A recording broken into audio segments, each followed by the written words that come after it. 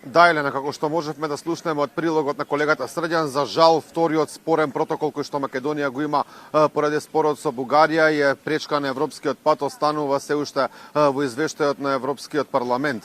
Но сепак премиерот Христијан Мицкоски оптимист дека во иднина работите можеби ќе се променат, бидејќи како што вели има и нови европски бирократи, односно нови европски политичари кои што гледаат поразлично од тоа што било случајот во минатото. Премиерот Мицкоски денеска потенцираше дека со тоа што би се тргнал овој билатерален проблем, евентуалното тргање на овој билатерален проблем од преговарачката рамка на Македонија, Европската унија би покажала дека има кредибилитет и дека навистина останува цврсто посветена на проширувањето и дека ја сака Македонија и Западниот Балкан како дел од големото европско семејство.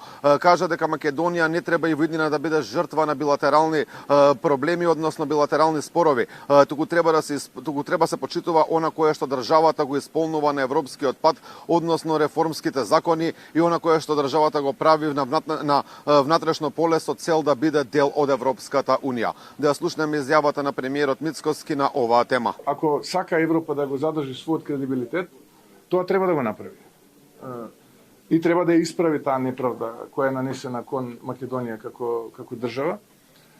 Јас мислам дека тоа треба да се случи, европските пратеници треба да го поддржат и оној амандман во кој што се нотираат придобивките и напредокот, но и оној дел каде што протоколите практично не се составен дел од преговарачката рамка кој што треба да се нотира.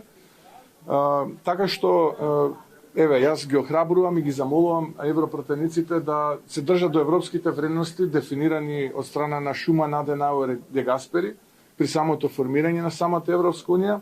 Инаку вториот протокол стана услов за Македонија поради она кое што во 2022 година го прифатија владата предводена од СДСМ и ДУИ, односно францускиот предлог со кој Македонија сега на европскиот пат си ги има бугарските уцени и условувања кои што на еден начин се крајно непринципиелни, бидејќи официјална Софија има барања кои што се поврзани со македонската историја, јазик и идентитет. Премиерот Христијан Мицкоски го потенцираше тој момент велејќи дека за разлика од претходно кога сме имале политичари кои што клечеле во Брисел, сега веќе ситуацијата е многу поразлична, односно дипломатската политика на Македонија се разликува од она што било претходно. Велејќи дека веќе, како што кажа самиот премиер, во Брисел нема да ги гланцаме чевлите на европските бирократи и на Софија. Да ја слушнеме изјавата на Мицкоски на оваа тема.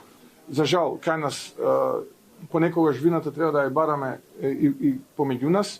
За жал имавме такви политичари медиокритети кои што во минатото направија штета и на граѓаните и на државата, но затоа имаме сега генерација и тука и во Европскиот парламент која што е подготвена таа штета да исправи.